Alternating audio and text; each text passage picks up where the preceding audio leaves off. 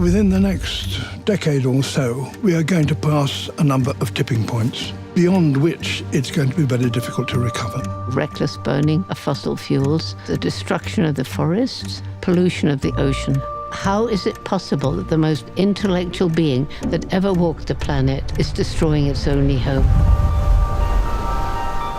Since the 1970s, we lost 60% of vertebrate species. If we look at insects, we lost 80%. As we lose species, what we also lose is the capacity of the natural systems to really provide the services that allow us to function. One of the consequences of living in great cities, in great masses, is that we are cut off from that natural world. If you lose that sense of wonder, you've lost one of the most important things in your life. The human race produces more waste than it really should. We only recycle 9% of all plastic. That means that unless it's been burnt, every single piece of plastic ever made still exists on our planet. The crisis of biodiversity with climate change, it's interlocked with many other global crises that we are seeing. Migration and climate refugees, political crisis, and perhaps a moral crisis. We've stolen our children's future, we're still stealing it, and we must get together now.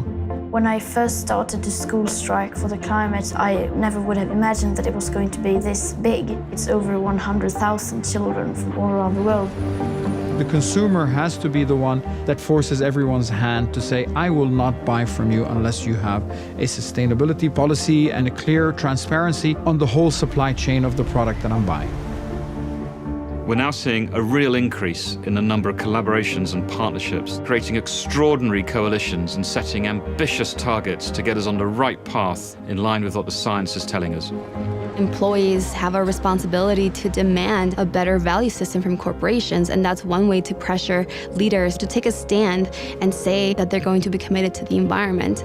It just comes down to all leaders of all organizations recognizing far-reaching implications for how this can truly help to have an impact in the world. Never compromise. What you're doing today will have an impact on the planet for thousands and thousands of years. There has been no species that has been remotely clever or ingenious than Homo sapiens. Let us live up to that name. We need wisdom to actually find the solution and then courage to back it.